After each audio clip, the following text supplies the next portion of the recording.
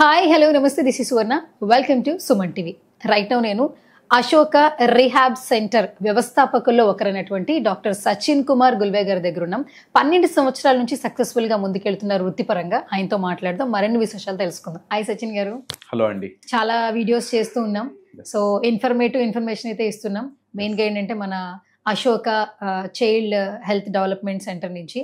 And మెయిన్గా ఏంటంటే hearing issues చాలా మందికి వస్తున్నాయి. బిఫోర్ ఏంటంటే కొంచెం ఏజ్ పెరిగే కొద్దీ ఇలాంటి ఇష్యూస్ మనం చూస్తున్నాం.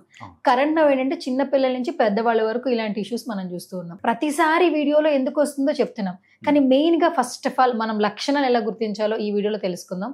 సో హియరింగ్ ఇష్యూస్ లో మెయిన్ గా ఫస్ట్ మనం గమనించే లక్షణాలు ఏంటి అసలు? కొందరికి ఏంటంటే పెయిన్ తో స్టార్ట్ అవుతుంది. పెయిన్ తో స్టార్ట్ అయిన వాళ్ళు ఇమీడియట్ గా వాళ్ళే రెస్పాండ్ అవుతారు.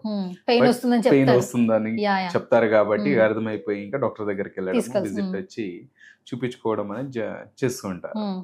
రెండవది కోల్డ్ ఉన్నప్పుడు కూడా చాలా మందికి అర్థం కాదు వినిపిస్తుందా లేదా అన్నది. కొంతమంది ఏమంటారంటే నాకు బ్లాకింగ్ సెన్సేషన్ ఉంది, అది తక్కువ వినిపిస్తుంది. ఎందుకు ఇలా అవుతుంది అంటే యూస్టిషన్ ట్యూబ్ డిస్ఫంక్షన్ అవుతుంది, అది దాంట్లో ఫ్లూయిడ్ అంతా నిండిపోతుంది మిడిల్ ఇయర్ లో, యూస్టిషన్ ట్యూబ్ లో అంతా. దాని వల్ల కూడా మనకి తగ్గుతుంది.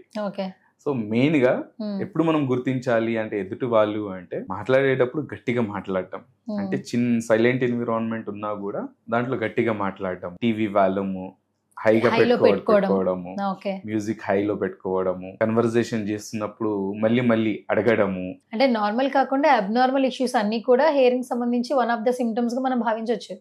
చాలా క్లియర్ గా కనిపిస్తుంది. ఈవెన్ పార్టిసిపేషన్ కూడా ఉండదు. కొన్ని సందర్భాల్లో ఏమవుతుంది అంటే వీళ్ళు ఏదో అంటున్నారు నాకు అర్థం కావట్లేదు అని వాళ్ళు పార్టిసిపేట్ కూడా అవ్వరు దాంట్లో. సో అలా దానికి డిప్రెస్ అవ్వడము, లేదంటే యాంగ్జైటీగా ఫీల్ అవ్వడము, లేదంటే షేమ్ఫుల్నెస్ రావడము, ఇలా అన్ని జరుగుతూ ఉంటాయి అన్నమాట. ఒకరికి చెప్పలేకపోవడము, లేదు అంటే ఇంకా ఏం చేస్తుంటారు పేషెంట్స్ అంటే అర్థం అవ్వట్లేదు చెప్పిందని వాళ్ళ లిప్ రీడ్ చేయడం స్టార్ట్ చేస్తారు. అంటే ముఖ కదలికలు, పెదాల కదలికలను బట్టి అర్థం చేసుకుంటారు, ఎక్స్ప్రెషన్స్ ని బట్టి కూడా అర్థం చేసుకుంటారు. సిచ్యువేషన్ కి తగ్గట్టుగా టాపిక్ ని చూసి అర్థం చేసుకుంటూ వెళ్ళిపోతా ఉంటారు. ఇక్కడ చేయాల్సింది ఏంటంటే వాళ్ళకి అర్థం అవ్వట్లేదు అని మనం డాక్టర్ దగ్గరికి కంపల్సరీగా తీసుకురావాల్సి ఉంది. అంటే న్యూరో ఉన్న ఒక క్లయింట్ కి ఏంటంటే నార్మల్ గా ఉన్న క్లయింట్ కి కొంచెం వినిపించదు.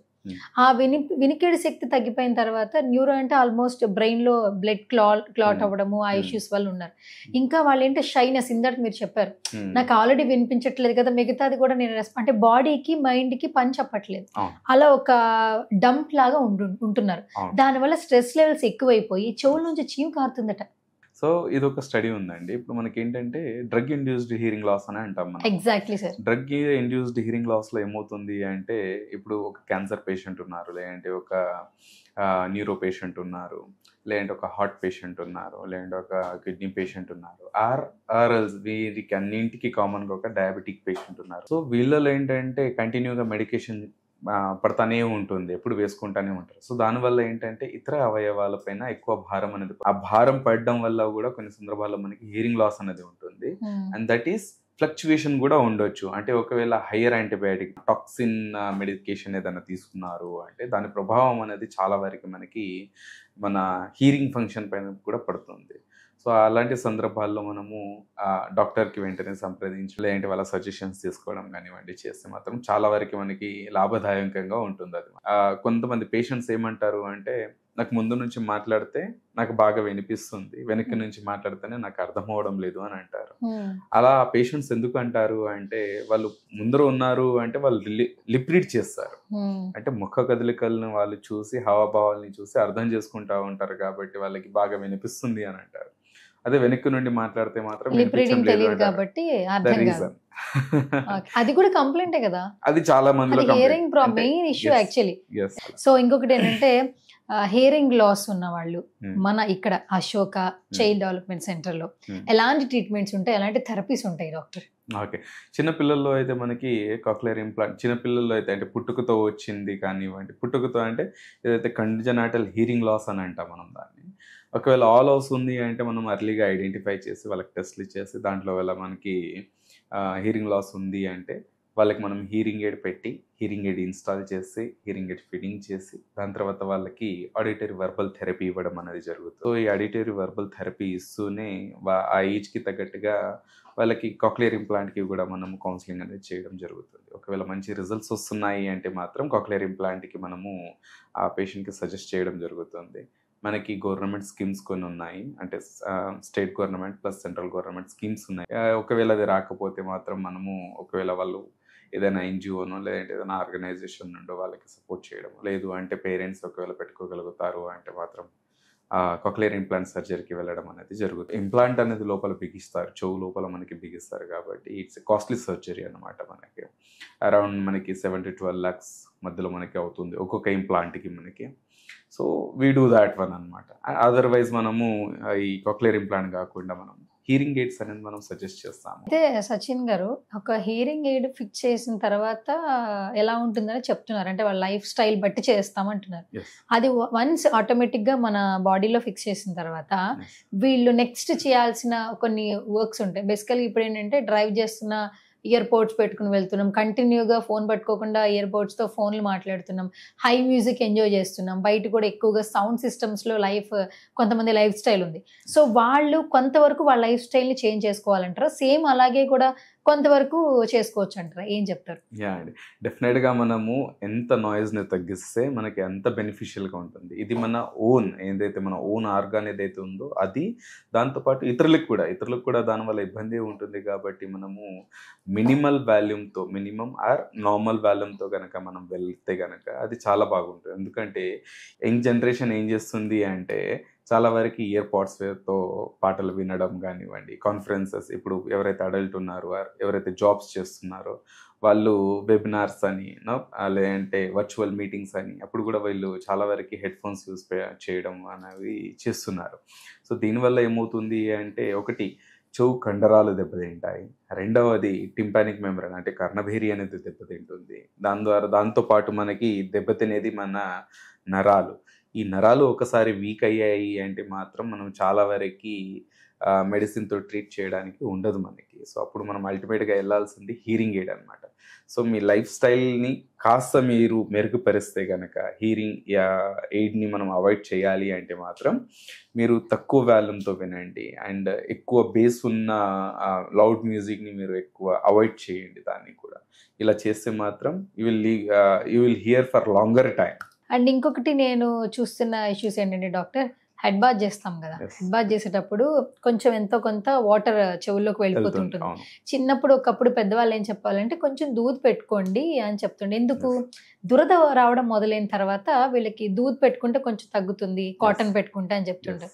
కానీ కరెంట్ ఏంటంటే హెడ్ బాత్ చేస్తున్నాం, సేమ్ దురద కంటిన్యూ అవుతుంది, ఆ బర్డ్స్ పెట్టి తిప్పేస్తూ దానివల్ల కూడా కొంచెం కర్ణబేరి అనేది ఇబ్బందికి గురవుతుంది అనేది టెక్నికల్గా చెప్తున్న మాట. అది ఎప్పుడు మనకి సివియర్గా ఇబ్బంది అవుతున్నప్పుడు మేము మీకు చెప్తున్నాం. సో దురద అనేది ఫస్ట్ చెవులో స్టార్ట్ అయినప్పుడు ఫస్ట్ డాక్టర్ని కన్సల్ట్ అవ్వాలా అవ్వద్దా? ఓకే, ఇది చాలా మంచి ప్రశ్న అండి. సో బేసిక్గా ఏంటంటే పెద్దవాళ్ళ ముందు ఆయిల్స్ అనేది వేసేవారు. సో మనం ఏమంటాము అంటే ఆయిల్స్ అనేవి వేయకూడదు. ఎందుకంటే ఒకవేళ వేడి ఆయిల్ అలా మీరు వేస్తే కనుక లోపల ఉన్న స్కాల్ఫ్ ఏదైతే ఉందో అది చెరిగిపోయే ఛాన్సెస్ అనేవి ఎక్కువ ఉన్నాయి, అంటే కాలిపోయే ఛాన్సెస్ ఎక్కువ ఉన్నాయి. కాబట్టి అందుకని ఆయిల్స్ వేయద్దు అని అంటాం మనం. సెకండ్ థింగ్ ఏంటంటే, ఏదైతే స్కాల్ఫ్ ఉంటుందో చిన్న చిన్న హెయిర్ పార్టికల్స్ ఉంటాయి, అంటే మీరు ఎప్పుడైతే ఇయర్ బర్డ్ పెట్టి ఇలా తీస్తే కనుక మీకు కనిపిస్తుంది చిన్న చిన్న హెయిర్స్ ఉంటాయి. ఈ హెయిర్ ఏంటంటే మనకి ఈ బయట నుండి వచ్చే ఫారెన్ బాడీని కానివ్వండి, లేదంటే దుమ్ము ధూళిని కానివ్వండి, కర్ణభేరికి తగలకుండా డైరెక్ట్గా హిట్ అవ్వకుండా ప్రొటెక్ట్ చేస్తూ ఉంటుంది. So those are the protectors, warriors అన్నమాట వాళ్ళు మనకి. సో ఒకవేళ మనము ఈ ఇయర్ బడ్ పెట్టి తిప్పేస్తే కనుక ఏమవుతుంది అంటే ఈ ఒక స్కాల్ఫ్ అనేది మనకి ఊడొచ్చేస్తుంది. రెండవది ఈ హెయిర్ సెల్స్ డ్యామేజ్ అనేది కూడా, అంటే ఏదైతే మనకి ఇయర్ కెనాల్లో ఉన్న చిన్న చిన్న హెయిర్ పార్టికల్స్ ఏవైతే ఉన్నాయో అవి కూడా మనకి డ్యామేజ్ అవుతుంది. సో దానివల్ల ఏమవుతుందంటే ఈ ఈచింగ్ అనేది అలవాటు అంటే వస్తూనే ఉంటుంది. కొన్ని సందర్భాల్లో ఏంటంటే సైకలాజికల్గా కూడా వచ్చేస్తుంది. అది నిజంగానే వచ్చినా అరే చెవులో నేను దూది పెట్టాలి, లేదంటే ఇయర్ బడ్ పెట్టాలి, లేదంటే వేలు పెట్టాలి, లేదంటే కీ పెట్టాలి అన్నట్టుగా మనకి తెలుస్తూ ఉంటుంది కదా. సో ఇది ఎందుకు అవుతుంది అంటే మీ అలవాటు అవుతూ ఉంటుంది. సో ఆ అలవాటులో పొరపాటు ఎప్పుడు మీరు పెట్టడం వల్ల ఏమవుతుంది అంటే, ఒకటి మీ మసిల్ అనేది ఏదైతే ఉందో అది కాస్త లూజ్ అనేది అవ్వడం జరుగుతుంది. సో ఆటోమేటిక్గా మీ టింపానిక్ మెంబ్రేన్ కూడా అంటే ఏవైతే ఆర్గాన్స్ ఏవైతే ఉన్నాయో, చెవులో ఉన్న ఆర్గాన్స్ ఏవైతే ఉన్నాయో దాని లైఫ్ స్పాన్ మనం తగ్గిస్తున్నాము అని అర్థం అన్నమాట. Simple thing that is. So ఫైనల్గా సచిన్ గారు, మన అశోక చైల్డ్ డెవలప్మెంట్ సెంటర్లో మెయిన్గా హియరింగ్ సంబంధించిన ఇష్యూస్ ఎంతవరకు మనం సక్సెస్ఫుల్గా క్లియర్ చేసిన సిచ్యువేషన్స్ మనం చూసాం ఇప్పటి వరకు టిల్ నౌ? మా వచ్చిన క్లయింట్స్లో మనము ఒకటి మనకి ఆడిటరీ న్యూరోపతి కేసెస్ దగ్గర నుండి కానివ్వండి, చిన్నపిల్లల కేసెస్ దగ్గర నుండి ఎవరైతేనో మాకు రీసెంట్గా ఒక పేషెంట్ వచ్చారు. He is like 107 years old. He is 107 years. Yes, he is. So ఆయన చాలా యాక్టివ్గా పార్టిసిపేట్ చేస్తారు, ఆయన చాలా యాక్టివ్గా ఉంటారు, చాలా ఆయన పనులు ఆయన చేసుకుంటారు. So he had hearing loss. So వాళ్ళకి కూడా మనం బైలాటరల్ హీరింగ్ అంటే రెండు వైపులా మనం హీరింగ్ ఎయిడ్ అనేది పెట్టడం అనేది జరిగింది.